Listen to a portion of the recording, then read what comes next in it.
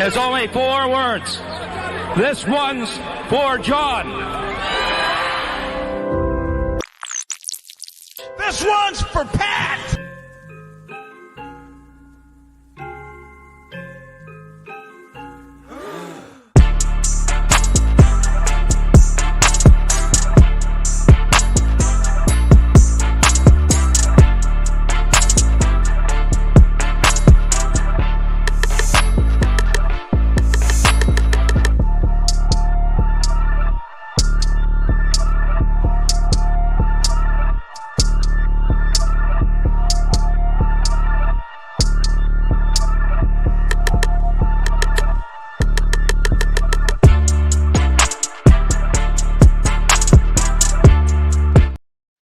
Ladies and gentlemen, welcome to another edition of NFL with Kyle. And today I'm going to be reviewing the 50 best players in the NFL according to PFF. And these are not going to be my rankings, these are PFF's. And let me just explain a little bit how they do this. So there's a lot of different ways that this platform uses information to create insights that can't be found anywhere else. And what they do is they find hundreds of data points on any given play, and they use this metric called WAR, which is wins above replacement metric. It's been used as a foundation while leaning towards the most recent season. So pulling the WAR metric from 2023, which simply put is a way to measure the value that the player holds to his team. So when you think of this list, think of the player that if you take him off the team, the whole team is doomed, right? Think Tyreek Hill with the Dolphins. Think Patrick Mahomes with the Chiefs. This is PFF's top 50 players, showcasing the league's elite talent, highlighting the top 50 players in the NFL. These rankings will be based on a combination of past performance, future potential, and my favorite, the overall impact on the game. So here we go. Coming with number 1, and this is going to be one that is not surprising, Patrick Mahomes. Okay, Patrick Mahomes is the most valuable player in the NFL, and he's also the best player in the NFL, because we're not just ranking value, it's part of it, but we're ranking the best. Mahomes is once again the best player in the NFL, and now that Aaron Donald has retired, it's really no longer a question. The Chiefs are back-to-back champions under Mahomes' leadership after he was once more able to elevate his game in the postseason. Now look at this, okay? His 91.7 PFF overall grade across 4 playoff games was a notably and necessary jump from the 85.1 he recorded during the regular season. We are watching one of the best to ever do it, and if the fact of the matter is, when playoff time kicks off, Mahomes takes his game to another level, and he was playing at the highest level of the entire season in those 4 postseason games, including the Super Bowl. We're watching one of the best to ever do it, and the only thing left to determine is his spot on the all-time list, and the only person that's really going to threaten his spot at number 1 will be Tom Brady, or vice versa. Tom Brady's spot will be threatened by Mahomes. But yeah, I mean, it's hard to not put Mahomes at number 1. He's won 2 Super Bowls in a row. He's trying to make history and win 3 in a row. He goes to the AFC Championship game every single year he's been the starter. There has been no disappointing season since he's taken over. He's turned Kansas City into one of the very few amount of teams that can say that they've had a dynasty. Their dynasty, however, is just beginning. It's in motion, if you will. There's no end date in sight, and that's because of Patrick Mahomes. He's the most special quarterback I've ever seen in my life. I have no doubt that he will go down as the greatest quarterback of all time if he isn't already. Some people, especially your rings people, They're going to wait until he gets 6, 7 rings. And then, okay, now we can look. He will get 6, 7 rings. Mark it. Write it down. So some people need to wait and see it. I've seen enough. All right. Coming in at number 2. And this is according to PFF. Just keep in mind, this is not my list, but I will tell you if I agree or disagree with it. Hold on one second. Where did I put my... Here it is. Can of nicotine. Oh, here we go. I got a fresh can for this episode.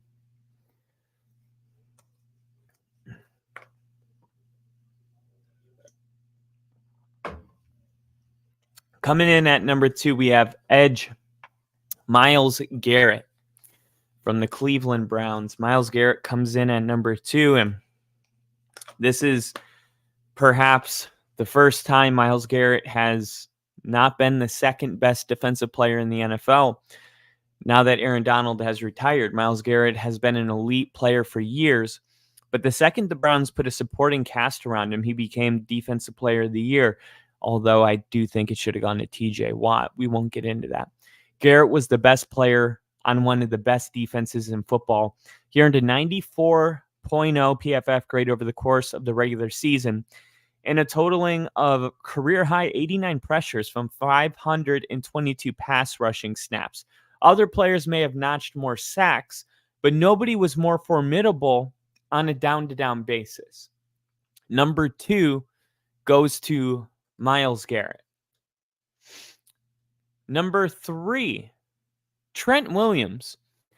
And this is one I can get behind. If you saw what the 49ers looked like when Trent Williams was out for 3 games, you know why he's this high on the list. He's just a dominant player, one of the greatest to ever do it at the tackle position. The 49ers lost all 3 games that he didn't play in. Nothing sums up Trent Williams' dominance than the fact that he has actual highlight reels as an offensive tackle. If you go on YouTube and look up Trent Williams highlights, you will see how nasty of a player he is. He's got attitude, he's got strength, he's got size. He does it all. He's the perfect tackle.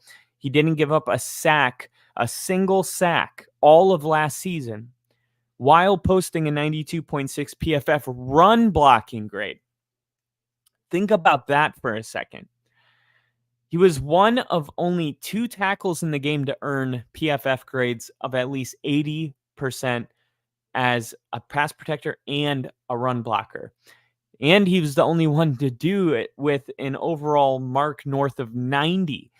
So there was only one other tackle in the game last year that earned a PFF grade of 80 or above in both pass protecting and run blocking, which means we have a lot of great offensive tackles, offensive linemen, but we also have a lot of one-dimensional offensive linemen right now.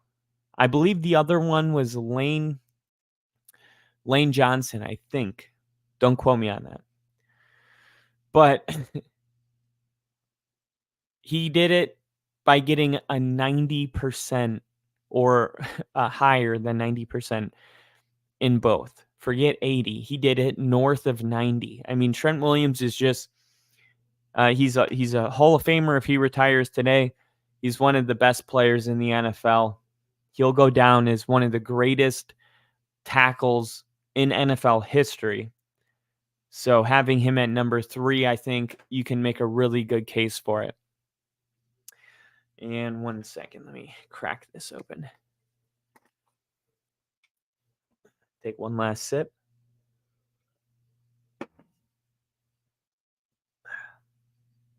Get in there. Oh, yeah. Get a Dan Campbell size dip.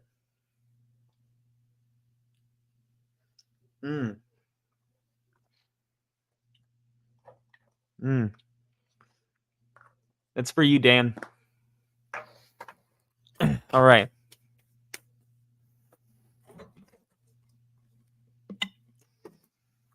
Coming in at number 4, Justin Jefferson. Justin Jefferson missed 7 games due to injury last season, yet still comfortably eclipsed the 1,000-yard mark for the Vikings. He has emerged as one of the most unstoppable players in the game, capable of winning in all areas and on all levels of the field. He averaged 2.91 yards per route and dropped just 2 of the 98 targets thrown his way. A healthy Jefferson returning in 2024 will go a long way towards smoothing the pathway for new quarterbacks in Minnesota. I think this is a little high for Justin Jefferson. When Trent Williams went out, the 49ers started losing. If you take Mahomes off the Chiefs, they don't go to the Super Bowl. When Justin Jefferson missed 7 games due to injury, the Vikings went on a winning streak. Now, I'm not saying that Justin Jefferson isn't valuable. He's one of the greatest wide receivers in the NFL currently. But the top of the list, I think, value has to come in to the equation. And I think Justin Jefferson has a lot of value. Of course, the Vikings feel that way. They paid him that huge contract. I think Justin Jefferson's top 10. I just think 4 is a little high. I think 4 is a little high for him. I would probably put another wide receiver above him, and we'll get to him in a little bit. Coming in at number 5, we have Micah Parsons. Micah Parsons at 5. Parsons became just the 4th player in the PFF era to record 100 or more pressures in a single season, finishing the 2023 regular season with 103 pressures from his 17-game slate. He's one of the most dynamic and explosive pass rushers the game has ever seen, and he's played the purest pass rushing role of his career so far this past year. Only the guy at number 2, Myles Garrett, had a higher pass rush win rate than the 24.1% Parsons managed. Oh, and his pressure rate was the top mark in the league as well. So Micah Parsons, man, the Cowboys were going to draft Patrick Surtain. The Broncos drafted Surtain. The Cowboys ended up drafting Micah Parsons. Like, I think it's safe to say the Broncos and the Cowboys both are happy with their decision. Micah Parsons is somebody that the Cowboys are going to end up paying. He is a disruptor. He's like TJ Watt, Nick Bosa, Myles Garrett. Perhaps Micah Parsons is the second best in the league right now because of his age. But, good luck trying to figure that out. Coming in at number 6. And sorry to Broncos country that you have to see this, but Chris Jones, defensive lineman for the Kansas City Chiefs, last season was not his best year for Chris Jones. Yet he still posted a 90.4 PFF pass rushing grade and notched 91 total pressures through the Chiefs Super Bowl run. He recorded pressure in every single game he appeared in, and when he was on, he was virtually unstoppable. At 30 years old, Jones could still have some years left at the top. Nobody has been able to perform closer to Aaron Donald over the past few years than Jones has. And that is very, very high company. Remember, Chris Jones was holding out for a contract last year, and the Chiefs lost their home opener against the Detroit Lions. And the Chiefs found a way to get a deal done really fast after that loss.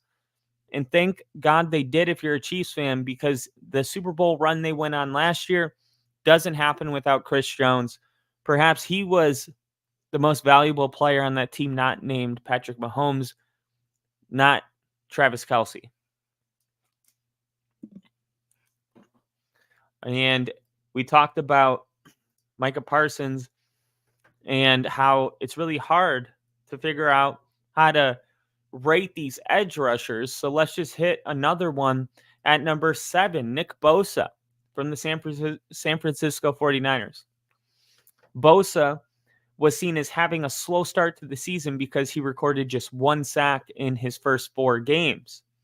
Look, I'm just going to say Nick Bosa, in my opinion, is one of, if not the best pass rusher in the NFL. Okay. The guy is a major disruption against whoever lines up on him. He's consistently double teamed all the time. It rarely helps. You look at the San Francisco 49ers and you say, wow, there's a lot of talent on this team. But when you look at the people that can't be traded, Nick Bosa's got to be on that list. He's got to be one of the guys that the 49ers say, no, we're keeping this guy. I mean, what do the 49ers defense, what does it actually look like without him on the field? Honestly, he was a dominant force, not just all of last season, but every single season I've seen him play. His brother's pretty good too, but he's on a whole nother level. And I think as long as Nick Bosa is on that defense, it's going to be very difficult for anybody to get past the Niners in the NFC.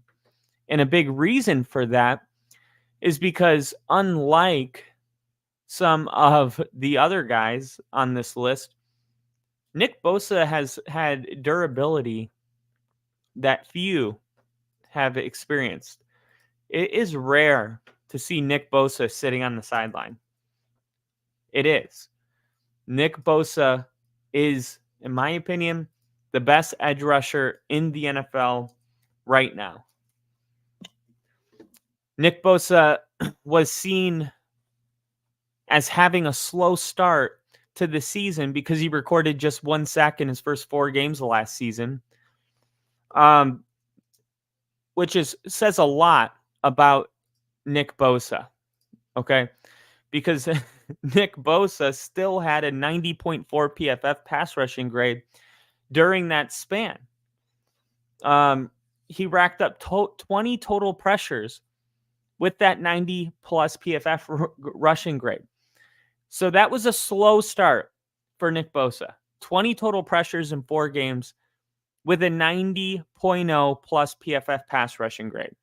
That's the kind of guy we're talking about.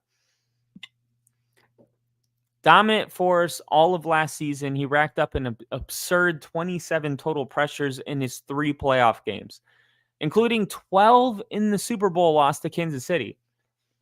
He's one of the best all-around players in the game at any position. And now we make it to the wide receiver that I thought, when it comes to value, would actually be ranked above Justin Jefferson. And it's Tyreek Hill. A unique playmaker.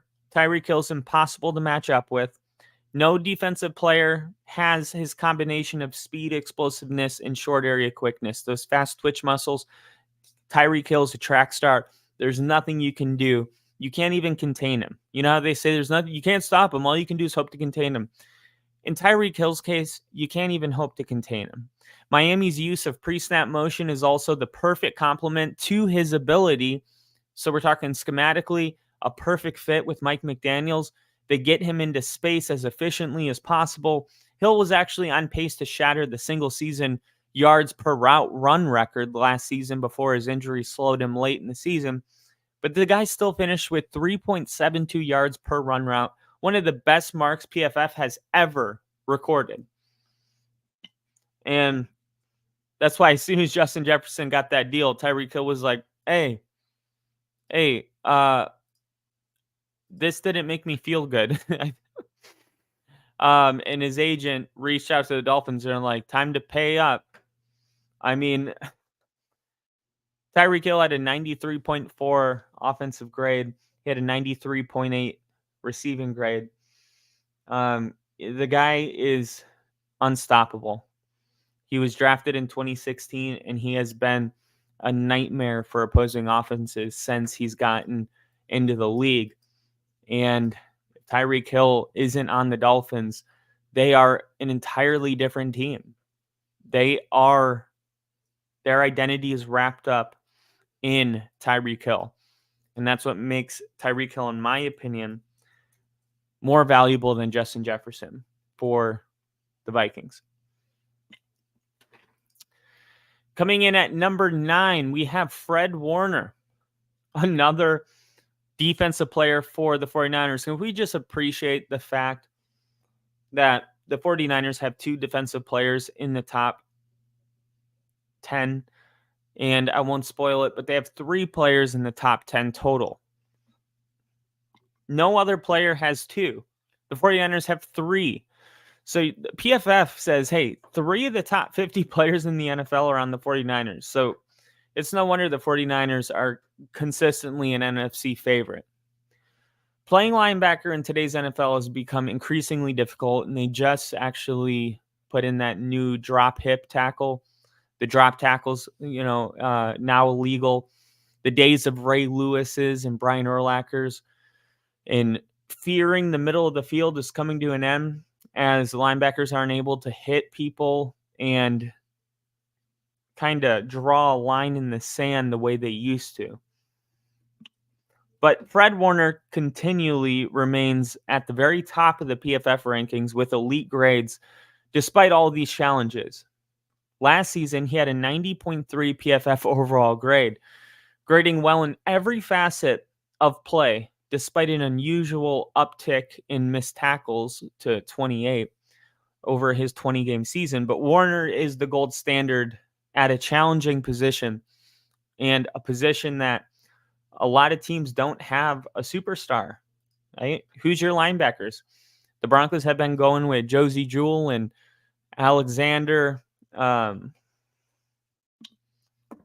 am I drawing a blank on I'm drawing a blank, but that's the whole point, right? It's not a Fred Warner. You just kind of get the guys that you can. Sometimes when's the last time you see a linebacker drafted in the first round?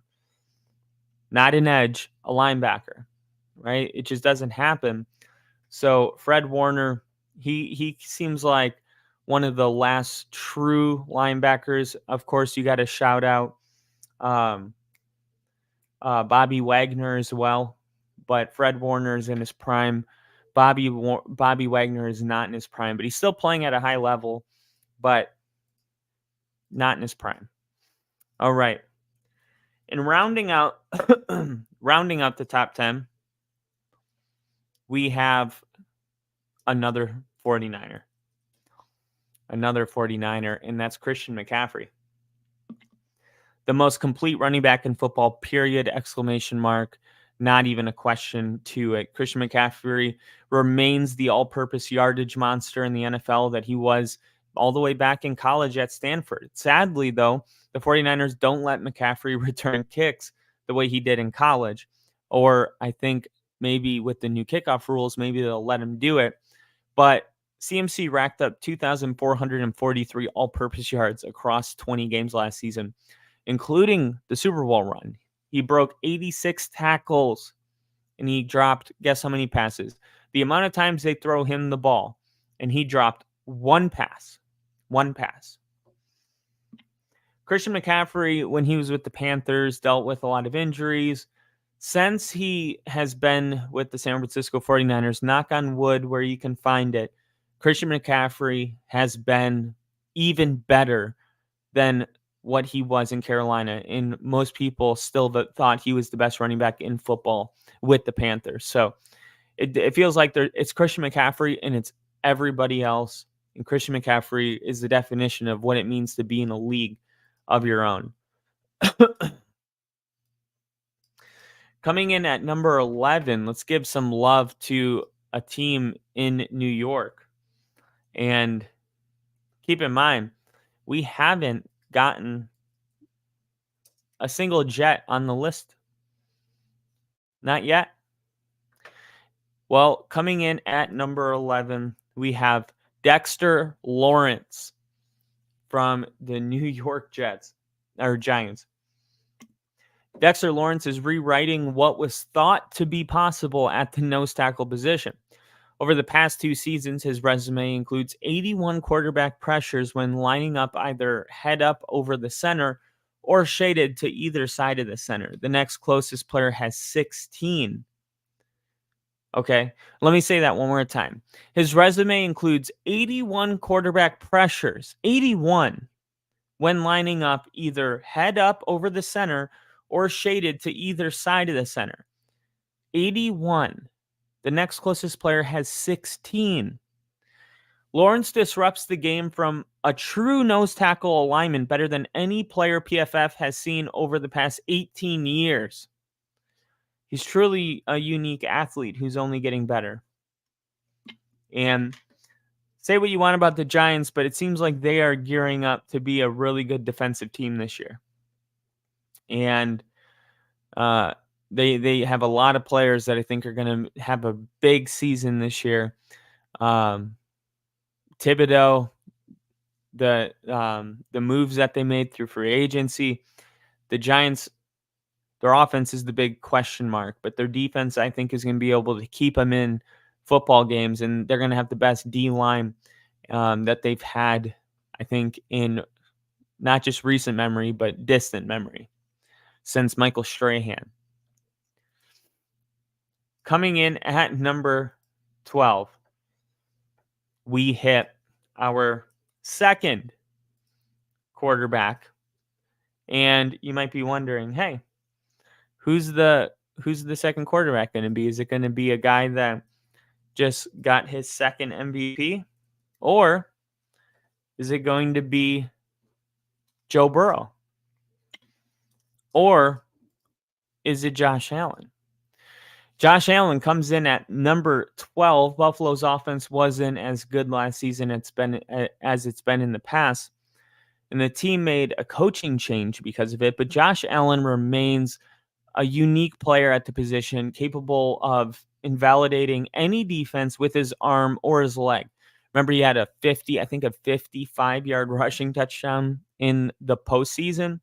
Allen actually posted the best PFF overall grade, 92.1, and he had the second best adjusted completion rate, 77.1 of his career. And I said this yesterday when people said, Stefon Diggs leaving the Buffalo Bills, and what is this going to look like? There's no Gabriel Davis. He's with the Jacksonville Jaguars. So are the Buffalo Bills going to be able to keep an explosive offense without one of the best receivers in the league? And I said the answer is yes. And it's not because a rookie wide receiver that was drafted is going to fill those shoes. It's because Josh Allen is so good. He's going to distribute the ball all around. Dalton Kincaid's probably going to have the most receiving yards of any tight end. And Josh Allen ultimately will find a way because he is the second best quarterback in football. And this is the part of the list where we go on a run with quarterbacks because you could have made an argument that Lamar Jackson should be ranked higher than Josh Allen. He made it to the AFC Championship game. Josh Allen lost in the divisional round. And that's why Lamar Jackson is here at number 13. Because Lamar Jackson is one of the best. And there was just an article that I read on John Harbaugh saying to Lamar Jackson that, eyeing, MVP seasons, you're better than that. What are we eyeing now? Greatest quarterback of all time.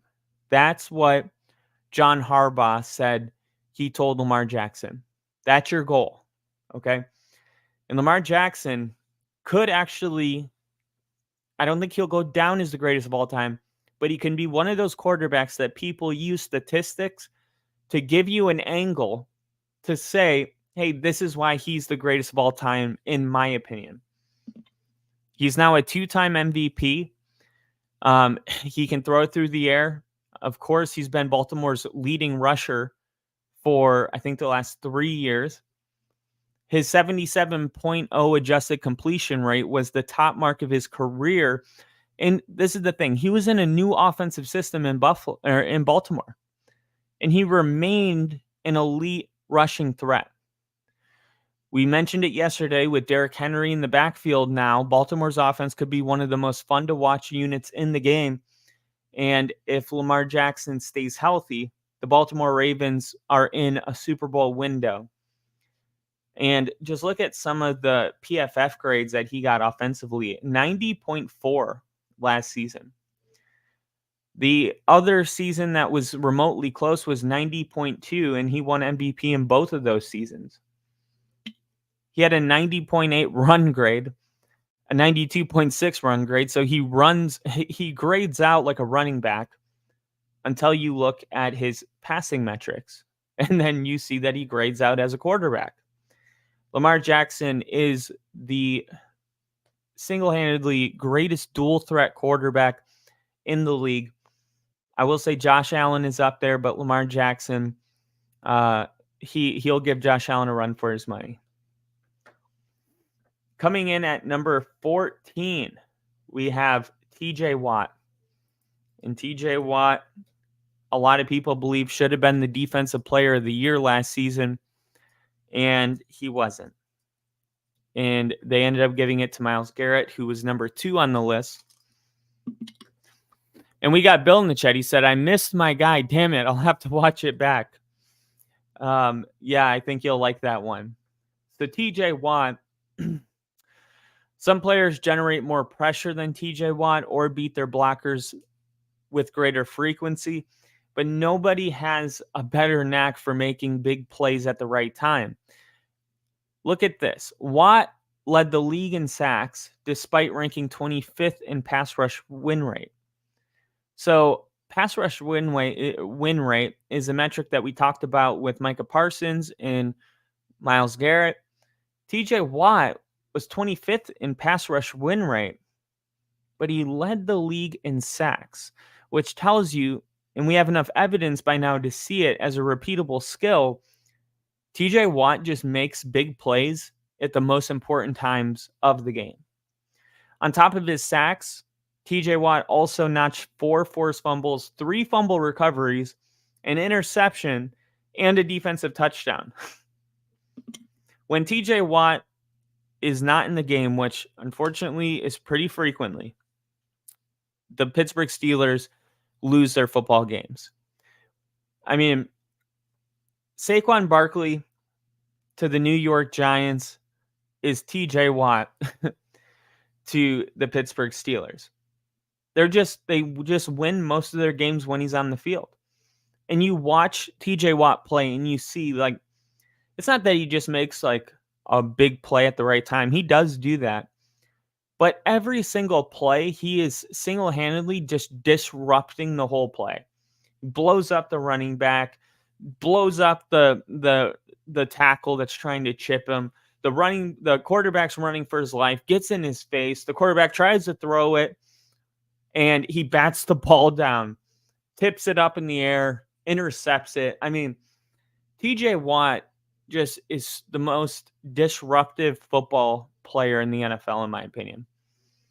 Just sheer disruption, TJ Watt, all day. And if he could stay healthy and not deal with the injuries, but he just throws his body around, I mean, that's a violent sport. And the way TJ Watt plays it, I mean, he is not being conservative with his body. He is really putting himself in these positions. But with great risk comes great reward. And TJ Watt is one of the best players in the NFL. Bill said Hard Knocks was tonight, so half of Giants YouTube is streaming reaction videos. That's why I was in late. Oh, that's awesome. No worries, Bill. I'm glad you got to enjoy that. I've always wanted my team to be able to be on Hard Knocks. That would just be so cool. But I thought this could be our year, but they had to go with the Bears instead. But teams that go on Hard Knocks generally don't have the best luck. the following year. So maybe it's best for the Broncos. At number 15, we have Travis Kelce. And keep in mind, we've only had one team with more than 2 appearances in the top 10. But there was actually only one team with 3 guys in the top 10. This is the first team to have 2 players in the top 15. And the 49ers had 3 in the top 10. Crazy. And that second player is Travis Kelce for the Kansas City Chiefs. Kelce didn't have a vintage year in 2023, and at his age, it seemed that he might finally be slowing down. And a lot of people felt this way about the Chiefs last year, but then he turned it on, just like Mahomes turned it on in the postseason. So did Kelce. And just to give you a refresher on how Mahomes turned it on, he had an 85.1 overall grade during the season. In the postseason, it jumped to a 91.7 overall grade across the 4 playoff games. So it's not just Mahomes that knows how to turn it on in the playoffs. It's Travis Kelce, or maybe it's just a product of Mahomes turning it on. Whatever the case is, when the playoffs start, we saw a Travis Kelce that did not look like he was slowing down. I mean, he turned it up to 10 in the postseason. He had 355 yards, 3 touchdowns across 4 games, one of which took place at a record-setting cold temperature. And I believe one of them also broke the record for postseason touchdowns. Most people on that list was receivers like Jerry Rice. A tight end took the record. Kelce showed in the postseason that he is still impossible to cover, and he's capable of producing at the highest level. And if that continues into the 2024 season, he is still one of the best players in the game.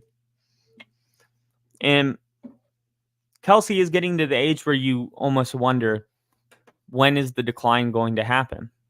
When is Travis Kelce going to start looking human? And there's no shame in that. But it just hasn't happened yet. And it probably won't happen for a while. At number 16, and we're giving some love to a young guy here. At number 16, we have Sauce Gardner from the New York Jets, the Giants' little brother. The best cornerback in football, in a lot of people's opinion, not mine. But it is the opinion that he's the best in football is backed up by just spectacular PFF grades all across the board. Honestly, it started with his rookie season, and now he's had back-to-back seasons with a PFF coverage grade of at least 90.0. Pairing that with 24 pass breakups in his NFL career so far, Gardner has allowed just 9.9 yards per catch and a 63.0 passer rating into his coverage. He does play very physical. I think he gets away with a lot of pass interference. I think he's one of the great cornerbacks in the league. I think he's the second best right now. But I think there's one better, and I'm sure he'll show up on the list here pretty soon. Or maybe he won't, because they're doing him dirty. Coming in at number 17, we get the fourth quarterback on our list, which is interesting because Lamar Jackson has never been to a Super Bowl, yet Joe Burrow is ranked 5 spots below him, or 4 spots below him. Is that fair? Well, I got to imagine that the reason Joe Burrow finds himself a little bit forgotten about is because of his injuries last season. But PFF says that, that's not the case entirely, because here he is at 17 on PFF's top 50. They still believe that he's one of the top players in the game. I mean, I I don't know why we're talking about it. Like, okay, yeah, we know he had an elbow injury. Like, what do you mean? He's still one of the top players in the game. It was never in question. It was never in doubt. Joe Burrow is ranked too low on this list. 17. I'm sorry, but if you are giving me the top 50 players in the NFL, then let me ask you a simple question. AFC Championship game. Who do you want as your quarterback? Joe Burrow or Lamar Jackson? The fact of the matter is 90% of people are going to go with Joe Burrow. And you know what? I'll pull that. I'll pull that right now. I'm going to make a post. Here we go. No, it's going to be a poll. Ask your community. All right. You're going into the AFC Championship game, period. Who do you want leading your team? Lamar Jackson, Joe Burrow. And let me just add this, Joe Burrow, images, and save the photos, and then we'll throw Lamar Jackson in as well. I gotta think there's going to be some people that are gonna go with Lamar Jackson, but I just don't know how you go with him. That's all. Ooh, I'm gonna hold on. Keep writing. I'm actually gonna post this with pictures. Here we go. Poll image. Joe Burrow, Lamar Jackson. Post. All right. Go ahead and vote on that now. If you guys are watching this, it'll be on the Kyle Kitzman YouTube page. And we'll look at the numbers and we'll see what they say. And Kyle's posting. Bill said, weird how the Jets had offensive rookie of the year and defensive rookie of the year in the same season.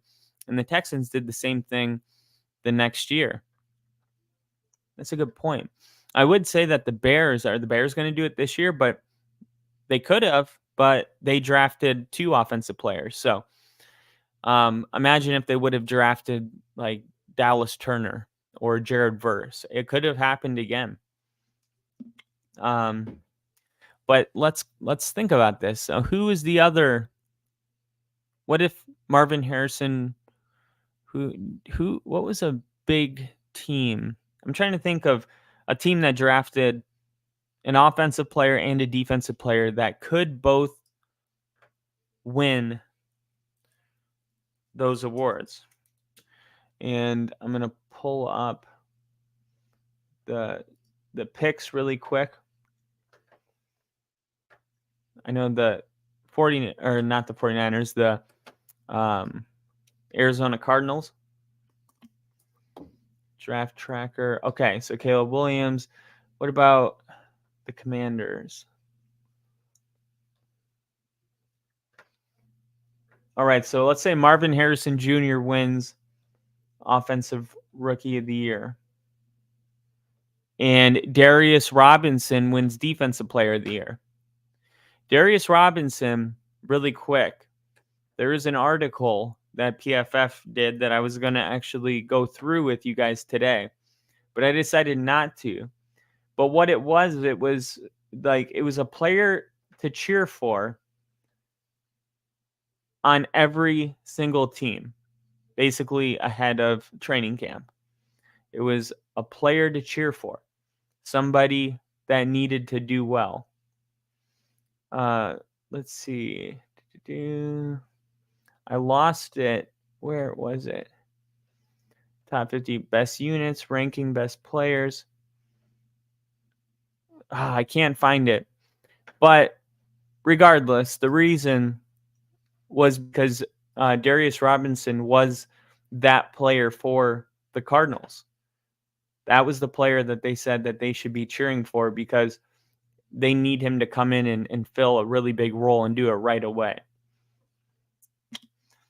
So Joe Burrow, he entered last season off back-to-back years with a PFF grade of at least 90.8, and there's no reason to suspect that the best version of Burrow isn't going to be back under center for the Bengals in 2024.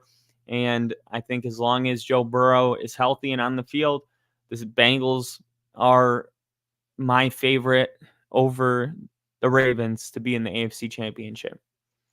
This is kind of like a last dance year with T. Higgins being gone after this season. So if Joe Burrow is going to get it done, this is the year to do it. Coming in at number 18, we have another edge. And you might be able to guess who it is. Or maybe you can't. And I'll put it on the screen for you. Max Crosby never seems to get the recognition his play deserves. And that is the same thing I'll say about Patrick Surtain. And just in general, that's the way the NFL rolls when you're on a losing team. Okay. You notice the theme of these top teams are all relevant teams for the most part. The Giants are the only team that have a player on the list that wasn't in the playoffs last year. Think about that. The Chiefs, the Browns, the Niners, the Cowboys, the Chiefs, the Niners, the Dolphins, the Niners, Bills, Ravens, Steelers, Chiefs. The Jets weren't, but the hype is at an all-time high right now, so that's an exception. The Bengals, I mean, you have a lot of great players like Patrick Surtain, Max Crosby, Derwin James, the safety for the Chargers. I'm trying to think of another. Terry McLaurin. You got a lot of great players that just don't get that recognition because of the team they're on. And it's a sad truth. But Max Crosby continues to show that he belongs in the upper class of edge rushers in the NFL with TJ Watt, Myles Garrett, Nick Bosa. Crosby racked up 94 quarterback pressures in 2023 despite battling through a knee injury that lingered for most of the year. He was one of the most effective pass rushers in the game, and he may be the best run defender of the elite players at his position. Max Crosby at number 18. And Bill said, did you see Burrow's new hair? He looks like Cody Rhodes. I did not. I remember I saw one earlier this season, and you guys were like, that was photoshopped. And I was like, oh, well, it fooled me. Like, I'm not old enough to be getting fooled by Photoshop. Let me see. I'm trying to pull it up really quick. Jeez. Joe Burrow, new hair. Oh my gosh. Slim Shady. Well, the real Slim Shady, please stand up.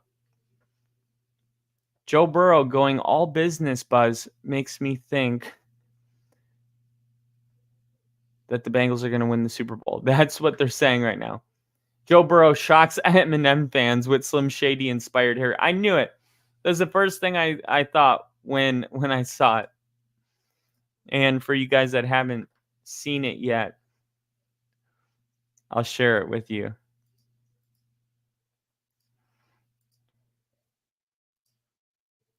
Here's Joe Burrow's new haircut. I like it. I gotta say, I actually like it. Thank you for that, Bill. I mean, it could be, but it's all over. Oh man. Oh crap! I'm an idiot. I just exited out of the article that I was in the middle of reading. Okay. Hold on. Bear with me. This is what I get for wanting to see Joe Burrow's new haircut. All right, we're back. So we are at number 18, talking Max Crosby right now. He racked up 94 quarterback pressures last year, despite battling through a knee injury that lingered for most of the year. He was one of the most effective pass rushers in the game, and he may be the best run defender of the elite players at his position. So, yeah, man, Max Crosby and the way he takes care of his body and the effort and work that he puts in, very few people work harder than Max Crosby. And it shows. It really does. As much as I absolutely hate to admit that. At number 19, we have the fourth 49er on our list. 4 49ers on the list. And I have, I have 2 2s. Hold on. There we go. I had 2 2s. Okay. George Kittle. In a different offense, George Kittle would be unquestionably viewed as one of the most devastating players in the game. But San Francisco has so many mouths to feed that George Kittle, I mean, still great, but it's just maybe he would be even greater, but then he wouldn't have Kyle Shanahan. But whatever. We only get glimpses of what he could do if he was given a high volume workload. 8 different tight ends saw more targets than Kittle last season, including 2 rookies. But Kittle led the position in yards per run route, 2.22, and he averaged 2 full yards per reception, more than any other tight end. He had an offensive grade of 87.7, a receiving grade of 85.2, and a run blocking grade of 81.1. In comparison, Travis Kelce's run blocking grade, I believe, was in the 50s. We're talking about an all-around great tight end. I mean, it's Travis Kelce, it's George Kittle. Take your pick. Depends what you like. But, wait. Oh, yeah. Okay. I was making sure that we were on number 20. I love George Kittle. If you've seen the new documentary Receiver on Netflix, you get a little insight to his life. And if you didn't like him before that, you'll absolutely love him after that. Coming in at number 20, we have CeeDee Lamb. CeeDee Lamb, arguably the second best wide receiver in the NFL right now.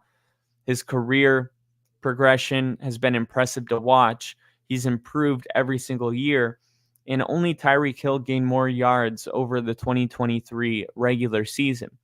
Lamb had a 91.1 PFF overall grade, which was tied for the 3rd best mark in all of football. And his 2.78 yards per run route also represented a new career high. He's only 25 years old. He's still getting better, and he might not be done improving yet. CeeDee Lamb is everything that the Cowboys wanted when they drafted him. And it's sad because I remember this draft where the Raiders drafted, the Broncos drafted, and then the Cowboys drafted. Okay. Now, the Raiders had their pick. And of course, look, I hate to say this, but the Raiders always pick the wrong guy. And they picked Henry Ruggs. And I was happy about that because I didn't want Henry Ruggs. I wanted CeeDee Lamb. The Broncos are on the clock. And I'm like, CeeDee Lamb, CeeDee Lamb, CeeDee Lamb. And they drafted Jerry Jeudy. And I was so upset. I couldn't even enjoy the pick. I was so mad about it. It took me a while before I was like, all right, let's go. Let's get behind this guy. But CeeDee Lamb it proved to be the better guy. The guy is just an absolute nightmare. He is responsible for the Dallas Cowboys having the most 40-point games of any team in the NFL. CeeDee Lamb is just an absolute animal, and he's impossible to stop. And he's going to get paid pretty soon. And when he does get paid, it's probably going to be the most money in the NFL. At number 21, we'll give a tackle some love here. Lane Johnson. Lane Johnson with the Philadelphia Eagles. And Bill said, I love Kittle so freaking much. I just can't help it. He's so good on the Receiver Netflix show. Yeah, man. Loved it. And he said, CD, Dak, Parsons, which one gets a contract, or do all of them? Jerry's dragging his feet. I think CD and Parsons. I think all three of them. I don't think they can part ways with any of them. They got to find a way to get it done, even if that means having to get better at drafting and bringing in somebody that drafts. But they've drafted decently well. I mean, they do have CeeDee Lamb and Micah Parsons, so that says something. They snagged two of them in the past 3 years or 4 years. But yeah, it'll be interesting. I'm gonna actually pull up really quick the let's see, salary cap NFL. I just want to see. There's a website I use, overthecap.com. I want to see how much money the Cowboys have right now. So the Patriots have the most cap space. The Cardinals and the Commanders are second and third. Crazy that the Lions are third or fourth. Like, the Patriots have the most cap space, and it's like, yeah, well, of course, they don't have anybody good. The Commanders, a lot of rookies. Cardinals, they just drafted 12 players. Like, that all makes sense. But you throw the Lions into this mix, and you're like, how? Are all of their players not paid yet? Like, the Lions are arguably the second most talented roster in the NFL, right? The 49ers are another team that I would say is loaded at talent. And the 49ers are only one spot below the Lions. There's the Raiders and then the Niners. So that is amazing. So Brandon Ayuk knows that. He's like, y'all have the cap space to pay me. Okay. And then the Packers are underneath the 49ers. I'll say the one thing about those three teams, the Lions, Niners, and Packers, is that they've built a really good football team, and they have managed to keep, top 10 money. So good on them. The Jaguars, Colts, Eagles, Titans, Vikings, Chargers, Bengals, Texans, Steelers, Chiefs, Browns, Dolphins, Bears, Cowboys. Here we go. So 2, 4, 6, 8, 10, 11, 12. So the Cowboys are 20th in the NFL with cap space. They only have $12 million. The Giants have 11.4 million. Saints with 12. So the Broncos all the way towards the bottom with only $7 million because of that Russell Wilson deal. But yeah, I mean, it's going to be hard for the Cowboys to finesse all three of them with their salary situation. So honestly, they might not be able to pay one of them. And I think if there had to be one, it might be Dak Prescott. But I don't think that's a good option either, unless they have a better quarterback lined up, which they don't. But maybe it's CeeDee Lamb. And where would he go? Could you imagine the Chiefs getting a hold of him? We got Nash. He said, you could put Josh Allen lower and I wouldn't be mad. And Bill makes a great point here. He goes, Packers not under for long. They got to pay Love, which Love is not holding out. He's holding in. He's at the practice, but he will not practice until they get the contract situation done. And Love wants to be the highest paid quarterback in the NFL. And if the Packers aren't going to do it, someone else will.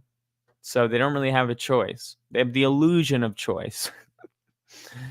Lane Johnson giving a tackle some love. No tackle has a harder role on down-to-down basis than the Eagles' Lane Johnson, who for years has been the gold standard at right tackle. He wasn't quite at his best last year, and he still posted PFF grades of at least 78.5 as a run blocker and pass protector. The 34-year-old may have begun his decline, but if he can block Father Time for another year or two, he remains one of the best in the league. And I think there was another tackle that, because when I did the Trent Williams one, it said that there was only one other player that had an 80 or above grade in pass protection and run blocking. And Trent Williams had a 90 and above in both. But there was only one other that had an 80 and above. So I thought that might have been Lane Johnson, but it wasn't. It might be our guy at number 22, Tristan Wirfs. It might be Tristan Wirfs. And we're giving some tackles some love here as I update the ticker. One of the best right tackles in the game, and he's been one of the best since he came right into the league. Tristan Wirfs moved to the left side by Tampa Bay last season, and he looked every bit as good as he did on the right side. He allowed 24 quarterback pressures on the left side, earning an 84.3 pass blocking grade, and he was as solid as a run blocker. Wirfs has now played 4 straight seasons with at least an 81.1 PFF overall grade to begin his professional career. That's called hitting it out of the park when it comes to drafting a tackle. I love to see the linemen on the list. It makes me happy because it's very easy to just not forget about them, but to go with skill positions, and that's not what we got here. Coming in at 23, we have Antoine Winfield Jr., the safety for the Tampa Bay Bucks. So 2 Tampa Bay Bucks going back to back. Bill said Parsons is the only one still under contract in 2025. Just FYI. Ooh, things are going to heat up. Thank you. I appreciate it, Jamie. We need our Jamie here. Antoine Winfield had a spectacular 2023 season, earning grades of at least 86.1 in every facet of play that PFF measures. He was phenomenal in coverage. He tallied 18 quarterback pressures, including 6 sacks on the blitz, and made 26 defensive stops. His turnovers were also directly responsible for at least 2 game-changing results over the course of the season. Winfield has been one of the best safeties in the league since stepping foot on an NFL field, and last season represented a new high watermark. Antoine Winfield Jr. is the first safety on our entire list. So safe to say the best safety in football. I still think Derwin James should be higher on the list, but we do have another safety coming up at number 26. I won't spoil it. At number 24, we have our third wide receiver, Ja'Marr Chase. Ja'Marr Chase is number 24. Even without a healthy Joe Burrow for most of the season, very much hampered and then shut down for the year, Ja'Marr Chase still had a big season. He caught 100 passes for 1,216 yards, and he earned an 85.3 PFF overall grade in the process. Every receiver needs service, but Chase showed that he can cook regardless of who's throwing him the football. With Burrow back in 2024, I expect to see one of the best in the games continue to excel. And yeah, I mean, this might be too low for Ja'Marr Chase. I thought the same thing about Joe Burrow. I think we're all due for a reminder season when the Bengals get on the field. Expect Ja'Marr Chase and Joe Burrow to be everything that they were. And then we're going to look at this and say, maybe 24 was a little too high. Ja'Marr Chase is, arguably the best in the game. You got CeeDee Lamb, Ja'Marr Chase, Justin Jefferson, and you can switch that order around however you want. But number 25 is going to be a receiver as well, and it's going to be AJ Brown from the Eagles. For receivers, or few receivers are as physically imposing as the 6'1", 226-pound AJ Brown. He racked up almost 1,500 yards over the 2023 season, and he had a run of 6 straight games with at least 6 catches and 125 yards. Brown has averaged at least 2.5 yards per run route every season in his NFL career, and he's one of the best contested catchers in the game. A.J. Brown at 25, and the Tennessee Titans are still kicking themselves for letting him go. I would be too. It was a bad move. And the replacement, Treylon Burks, he hasn't been one bit of what A.J. Brown was. And I gotta get rid of some of the team names here on the ticker. They only allow me 1,000 what do you call it? Like digits. And I reached my limit here. All right. Let's see if that can hold him off. Oh.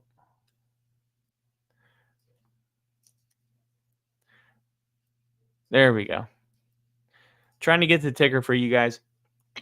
Kyle Hamilton, he is the second safety on our top 50. Kyle Hamilton's impact now exceeds conventional statistics. He influences how the game is actually played when he's on the field. Deployed by Baltimore as a slot defender primarily, Hamilton consistently shuts down the short game to his side of the field for the Ravens all season. Earning an 84.7 PFF overall grade in 2023, a versatile playmaker on defense, Hamilton is the matchup answer most teams don't have on their roster. And I remember when the Ravens traded up for Kyle Hamilton because he was falling down the draft board, and I couldn't believe it. I was like, why can't my team do that? But the Ravens did it. I remember seeing it at an Applebee's TV. The moment it happened, I knew that the Ravens had a good one. A couple of years later, Kyle Hamilton is the second best safety in the game per PFF. And then 27 through 50, I'll just name. Oh, I didn't even put Kyle Hamilton on. I'll name these ones without putting them on the ticker here, because I'm dealing with a digit limitation here. Number 27, we have the Giants' little brother, another New York Jet, and it's Quinnen Williams. Quinnen Williams cemented himself as one of the best defensive linemen in the game, backing up his breakout 2022 season with one arguably even better last season. Williams set a new career high in PFF overall grade with a 90.6, as well as run defense grade 90.4. He racked up 70 total pressures and 42 defensive stops over the season. He now consistently is one of the most disruptive defensive linemen in the game, and he's playing on an elite defense. Quinnen Williams at number 27. At number 28, and I remember this when Dan Campbell took over for the Detroit Lions, and they had an early draft pick, and they were options of sexy picks. They could have gotten a wide receiver. They could have got a skill position, and they did what Jim Harbaugh did, right? They didn't go after Marvin Harrison Jr. They drafted Joe Alt. And the Lions, they had that same thinking process when they drafted Penei Sewell. Penei Sewell was good right out of the gate in his NFL career, and he's also improved each season of his career.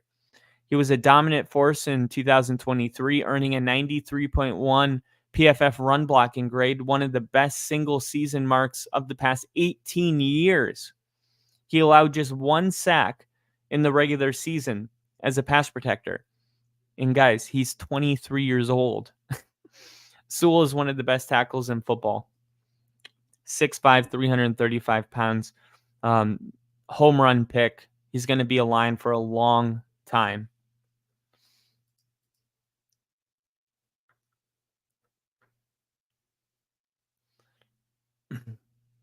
And thank you guys. I see your comments there.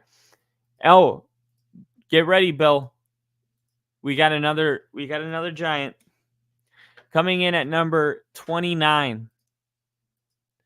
We have Andrew Thomas, tackle, New York Giants.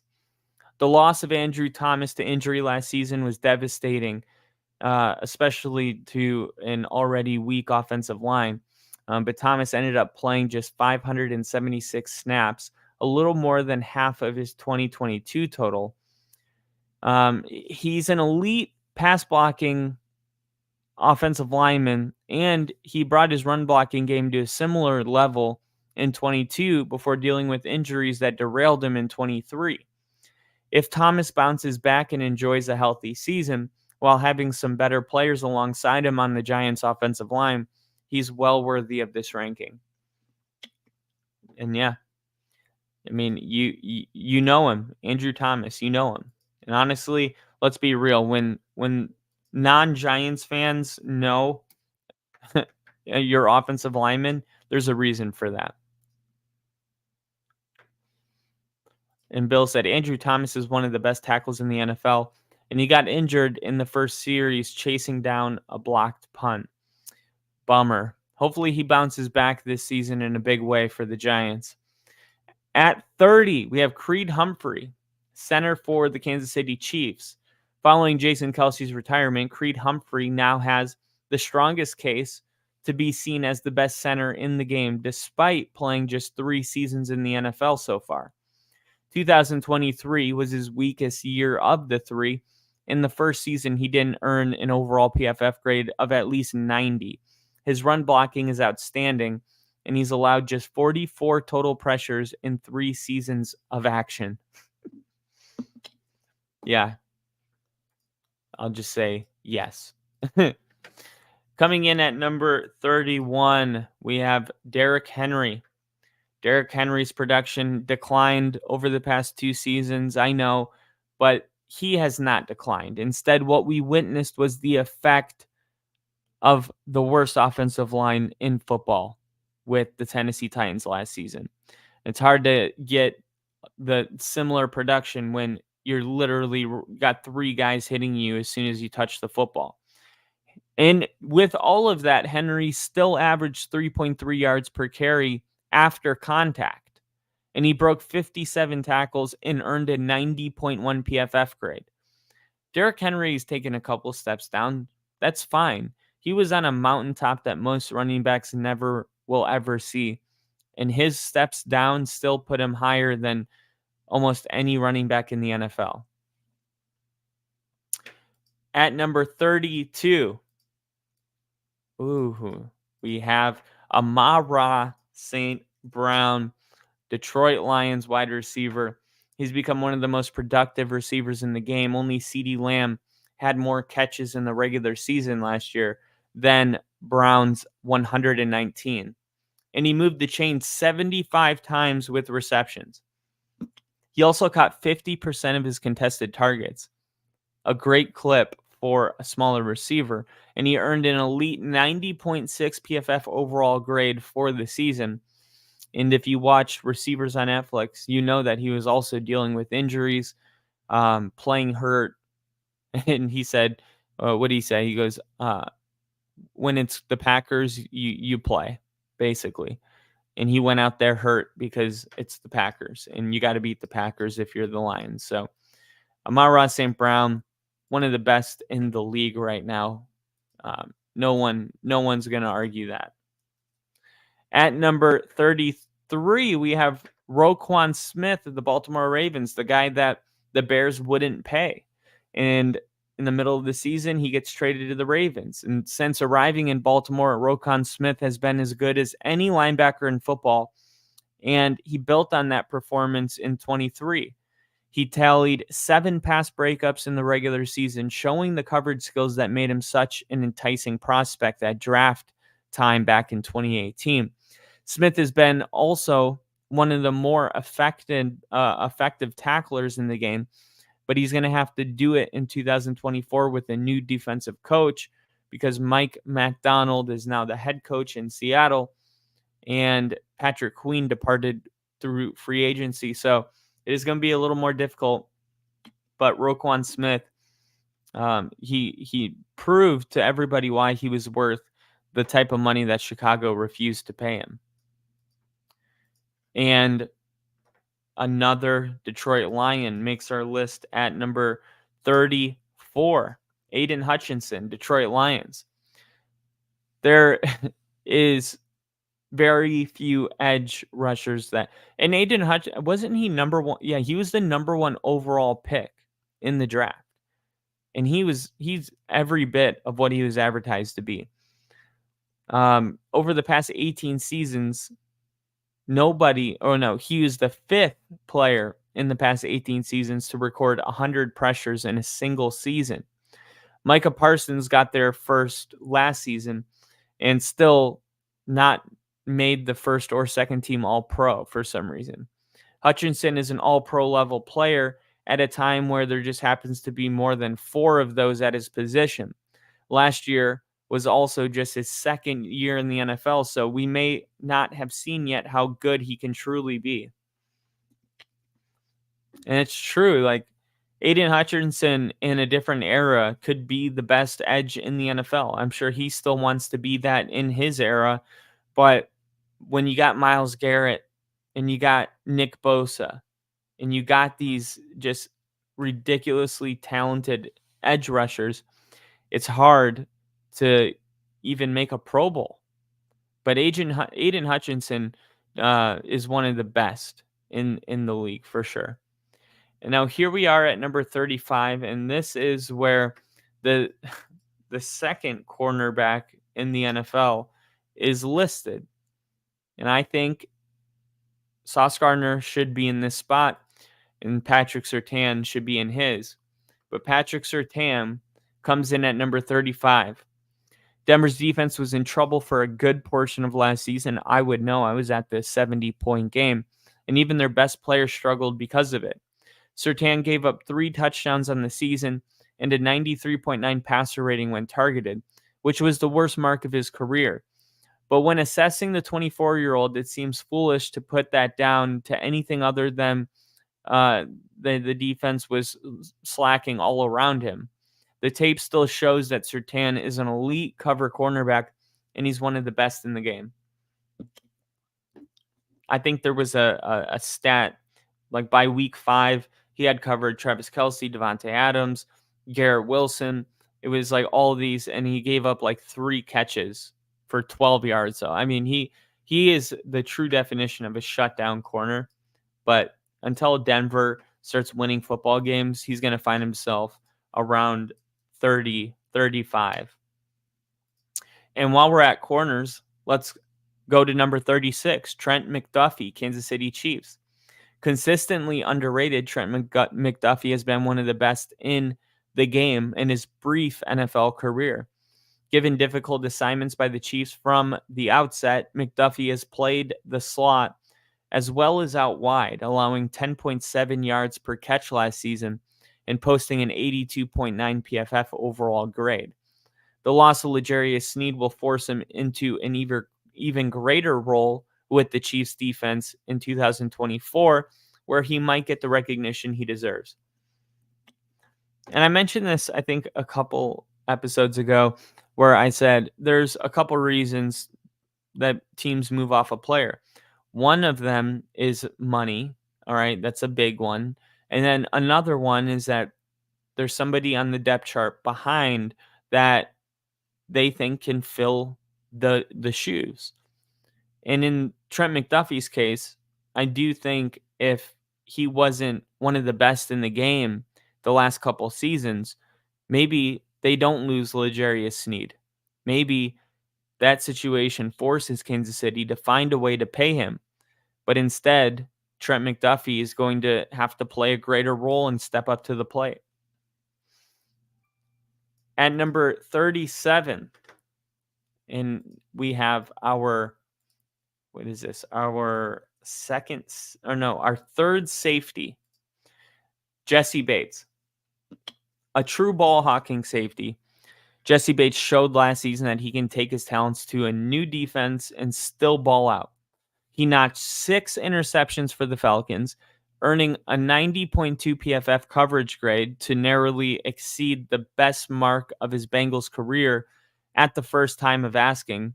Bates is an elite coverage safety, and he has the range to punish ill-advised passes.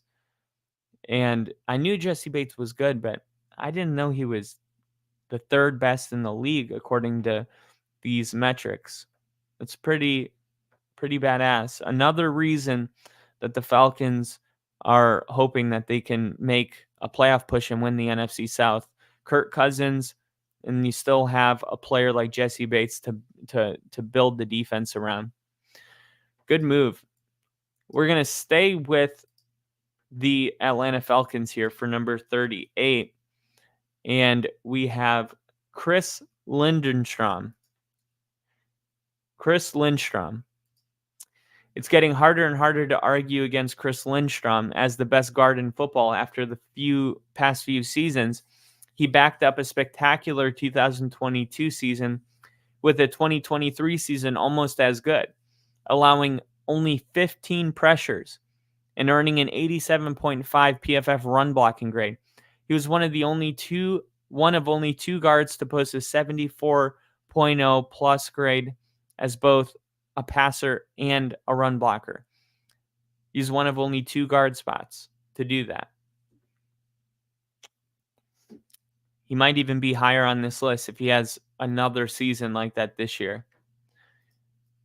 And now we have another offensive piece, and this might be part of the reason that Patrick Mahomes is so good, because it's another Kansas City Chief. Joe Thuney, one of the best pass blocking guards in the game. Joe Thuney posted his 3rd consecutive season with a PFF pass blocking grade of at least 83.0. Even if it was a step down from the previous 2 years. He allowed 2 sacks from 740 pass blocking snaps, and he had a run blocking grade that was above average for the season. Kansas City has a pretty stout offensive line, and it's been that way for years now. Coming in at number 40, somebody that used to be the unquestioned best cornerback in the league. His prime may be over. He dealt with some injuries, but he's still a really, really good corner. Injury delayed Jalen Ramsey from featuring last season with Vic Fangio's defense, as he didn't make it to the field until week 8. But in 2 of his first 3 games, he posted an 89.0 PFF coverage grade.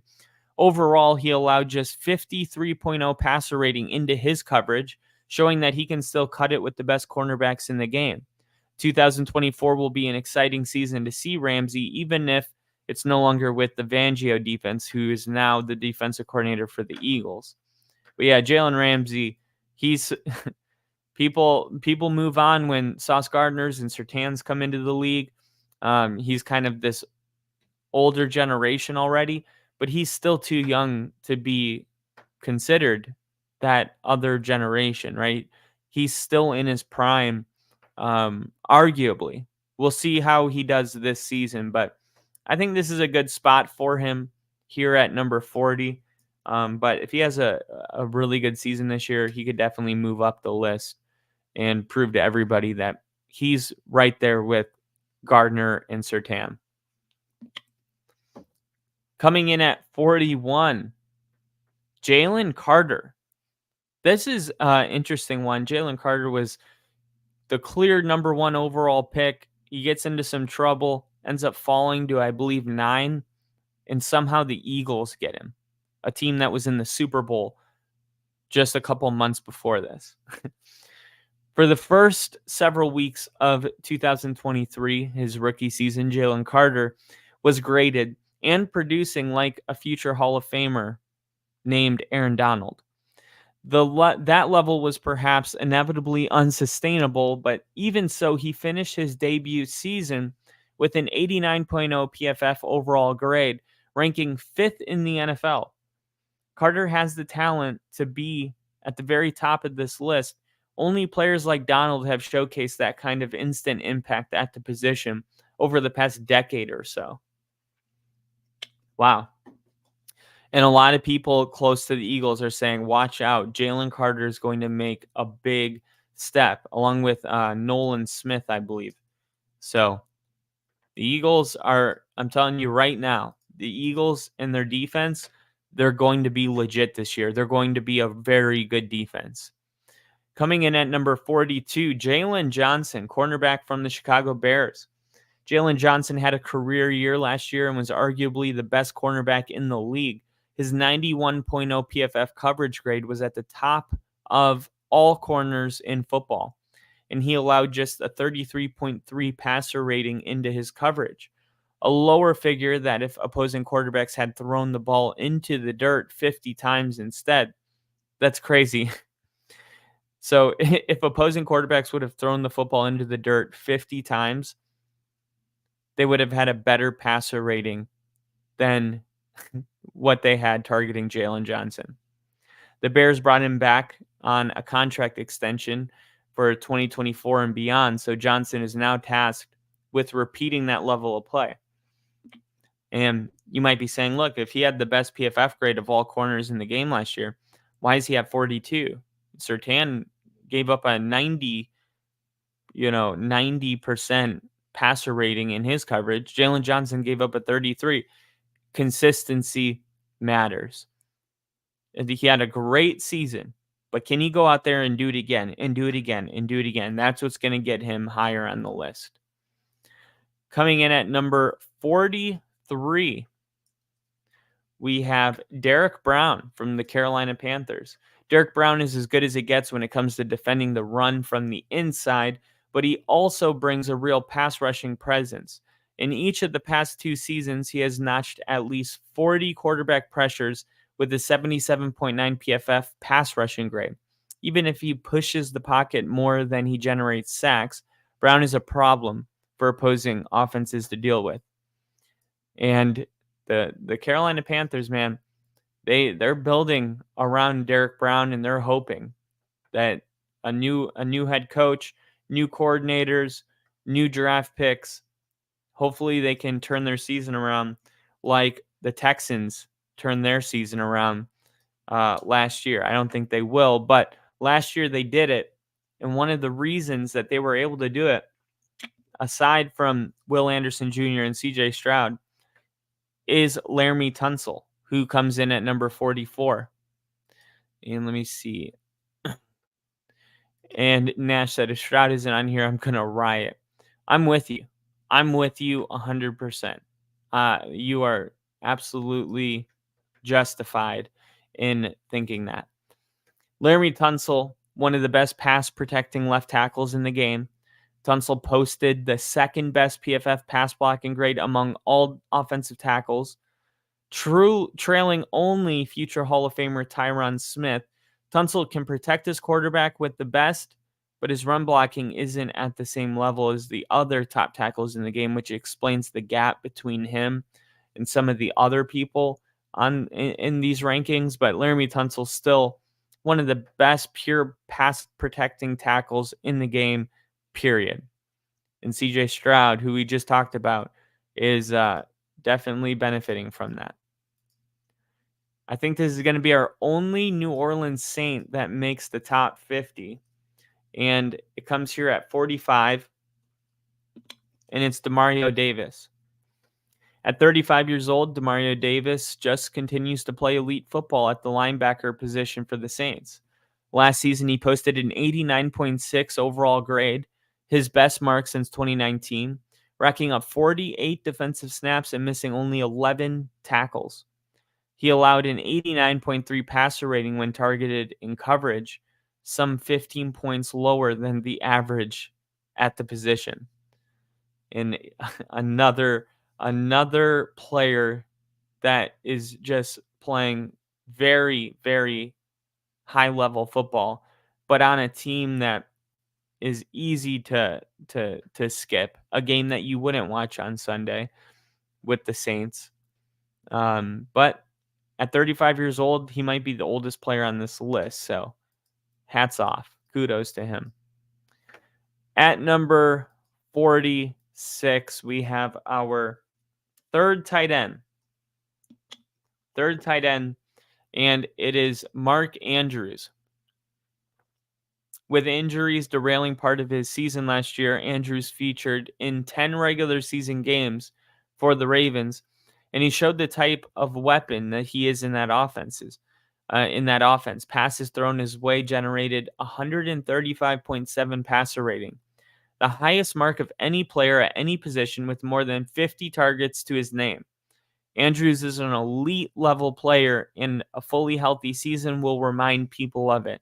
And that's the same last sentence I would say for Joe Burrow and Jamar Chase. But that will be the last tight end on the list. So you got Mark Andrews, Kittle, and Kelsey. At number 47, and 47 is my lucky number because my squadron was VP 47. And Bill, if Tommy DeVito's not on this list, I'm going to riot. At number 47, Tommy DeVito. Frank Ragnow, center for the Detroit Lions. He's about as good as it gets at the center position, despite battling injuries at times for the Lions. He's allowed just 1 sack in each of the past 2 seasons. 1 sack in the past 2 seasons. Earning a 90.1 PFF run blocking grade in 2023, on his way to recording the highest overall grade at the position. Man, Detroit Lions got some dogs up front. At number 48,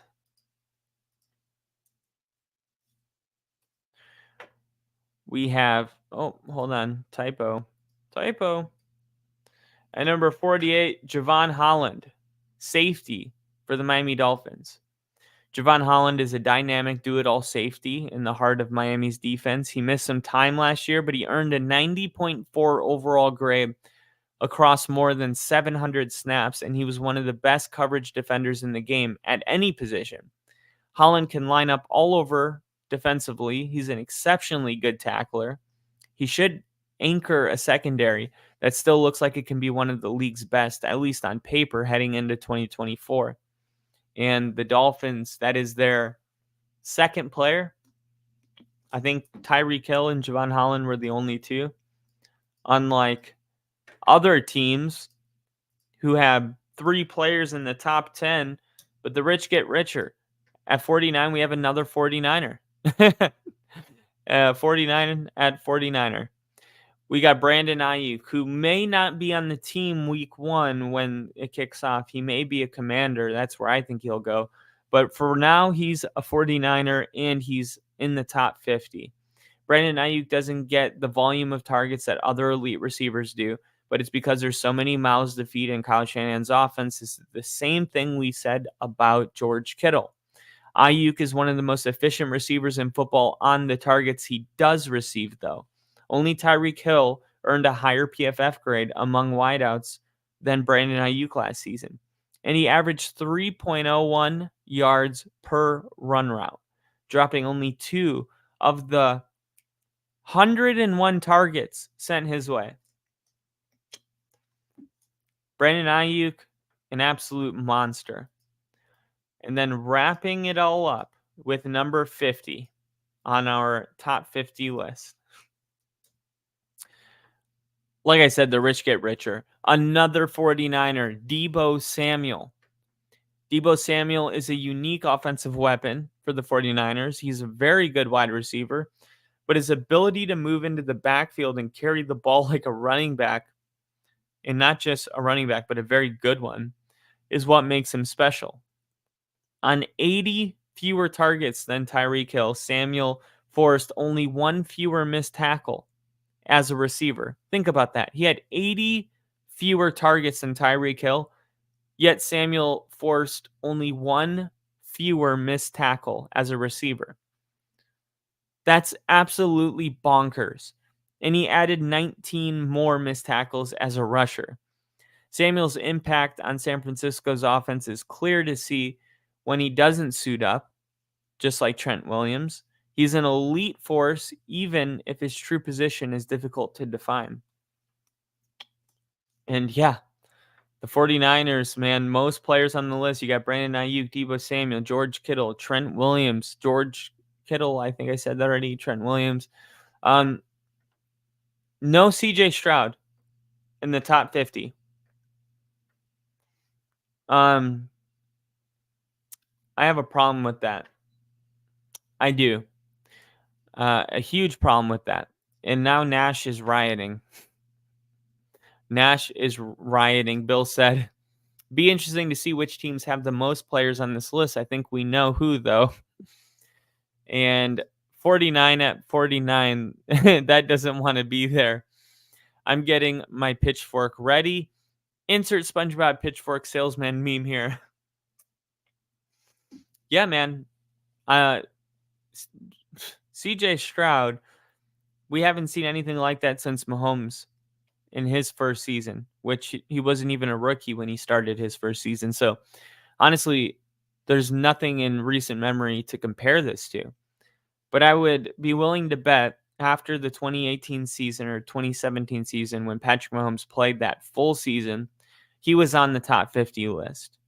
And for whatever reason, CJ Stroud isn't getting that same treatment, but they can only hold him off this list for this 1 year. There's no way in hell that CJ Stroud's not going to be on this list. I think he has the same amount of playoff wins as Lamar Jackson. He's got more playoff wins than Dak Prescott. I mean, I get the not wanting to overreach on CJ Stroud because he only has 1 season under his belt. Because there were people last year that said Jalen Hurts, after the Super Bowl, they're like, Jalen Hurts is the second best quarterback in the league, period. And now he's not even on this list. So I think there's some players that are remarkable, but I mean, you're telling me that, like, let's just say, for instance, Derek Brown for the Carolina Panthers. He's more valuable than CJ Stroud. He's a better player than CJ Stroud or Jalen Johnson. I don't know about that. Is Stroud at 51? Well, it only gives me 50. So, in my book, he's a lot higher than 51. But that is PFF's top 50 players in the NFL. I hope you guys enjoyed that. As always, you guys can follow me at Kyle Kitzman on YouTube. And if you could like the video, that helps out the algorithm. It tells YouTube that people actually watch this video, which there's only a couple people. So your like is very much appreciated. We will be doing only football on Thursday, as always. Nash is finally done rioting with me. At least I had somebody to share that riot moment with, because I'm right there with you. Everybody knows how I feel about CJ Stroud and the Texans, but this is the 50 best players in the NFL ahead of the 2024 season. As always, you guys are the best. Thank you for being here, and I will see you guys on the next episode. See ya!